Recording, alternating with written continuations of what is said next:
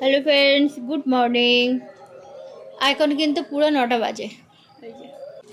বাচ্চাটাকে ছুটি দিলাম, আর ওদিকে চালের বস্তা কাটছে। চাল বের করবো, রান্না করব। রাহির পাপার আবার স্কুল আছে। সোনা এখন ঘুমিয়ে পড়লো, ওকে ঘুম পাড়িয়ে দিলাম আর রান্না বসাবো এখন। আর এই যে দুটো নারকেল ওখানে রেখেছি, এই যেগুলো ভালো তেল বেরোয় একদম। এটা মানে খাওয়া যাবে না, শুকিয়ে শুকিয়ে মতো গেছে, ওটা ভালো তেল বেরোবে, তো ওটা তেল বের করতে হবে, রেখে দিলাম। আর সকালে উঠে আগে মুরগিকে খাবার দিলাম।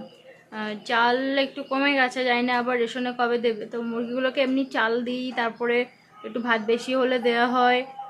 তো আটা আছে, তো ওই আটাই দিয়ে এলাম আর কি। তো এখন দেখি শুধু ভাত বসাবো। আর গত দুদিন ধরে আমি কোনো কিছু কাচিনি, পুরো অনেক জমে আছে। সার্ফের গুঁড়ো রাহির পাপাকে আনতে বলি, মনে থাকে না, এরকম করে করে আনেও না, ওই জন্য অনেক জমে আছে মেয়ের আমার।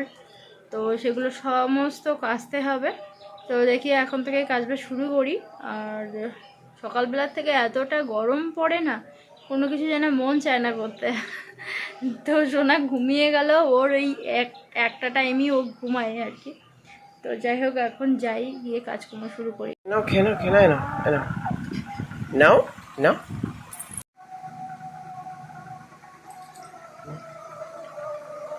আর খাবে না, আর খাবে না, আর খাবে না, আর খাবে না তুমি?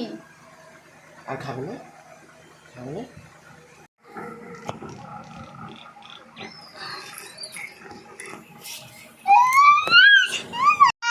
কি কি কি আবার? উফ বাবা, মাথা আমার ধরে গেল। কি হলো? টুথপেস্টটা নিয়ে তখন থেকে খেলছে। এই যে চান করাবো, চল চান করাবো। আর উনানে রান্না করেছি, ভাতটা গ্যাসে করেছিলাম, তরকারিটাও গ্যাসে বসিয়ে দিয়েছি। এবারে রাহির বাবার সময় হয়ে যাচ্ছে বলে তাড়াতাড়ি করে আবার উনানে নিয়ে গেলাম, নিয়ে গিয়ে ওখানে তাড়াহুড়ো করে জাল দিয়ে তরকারি তাড়াতাড়ি করে নামালাম। না হলে ওই গ্যাসে তো, না হলে গ্যাসে একদম ভুটভুট করে জ্বলছিল, আর তেমন মানে ফুটছিল না, তো তরকারি হতে লেট হতো। তো ওই জন্যই ওই উনানে ওখানে যাওয়া। আর আমার খাওয়া হয়ে গেছে, রাহির বাবা খেয়ে রওনা দিয়েছে স্কুলে। সোনাকে এখন চান করাবো, ও এখন খেলছে। ওই যে সার্ফের গুঁড়ো, ওটাকে আবার ওই বোতলের মধ্যে ঢাললাম, নিতেও বেশ সুবিধা হয়। মা কিছু আম দিয়েছিল, তো আমি ভালো করে লবণ জলের মধ্যে আমগুলো কেটে কেটে রেখেছিলাম, তারপরে 2-3 বার ধুয়ে সামান্য একটু হলুদ দিয়ে, আর এখন এই যে একদম কড়া রৌদ্র এখানে, তো এখানে দিয়েছি, একটু ভালো করে শুকিয়ে যাক আমগুলো।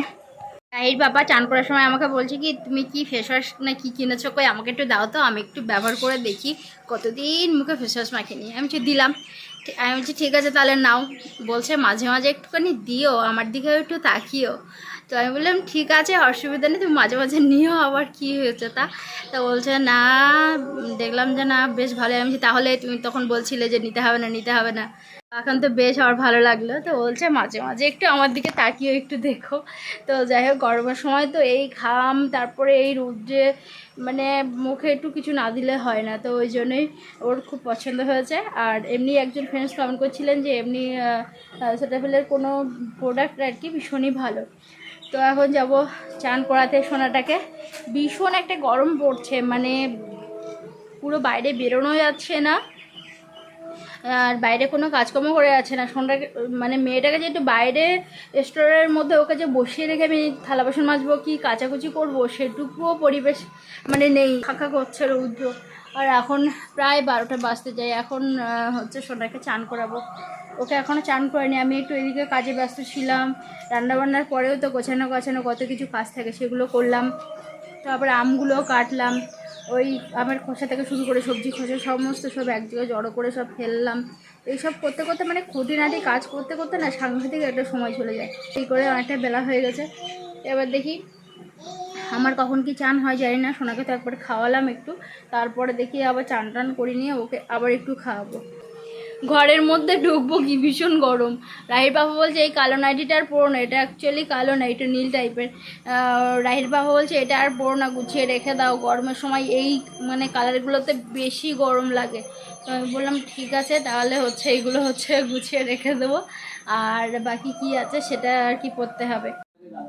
সোনাকে এই যে মুসম্বির একটু রস খাওয়াচ্ছিলাম, তো সেই সময় একটা কাণ্ড ঘটেছে, তো সেটা আপনাদের কাছে শেয়ার করছি। দেখুন এই একটা ছোট্ট মতন একটা লেবু, তো এটা কিন্তু লেবুর ভিতর থেকে পেয়েছি, তো ভাবলাম আপনাদের সঙ্গে একটু শেয়ার করি। তো এর ভেতরে দেখুন, ওর ভেতরেও কিন্তু ওরকম কোয়া মতো আছে, লেবুর যেরকম কোয়া কোয়া থাকে।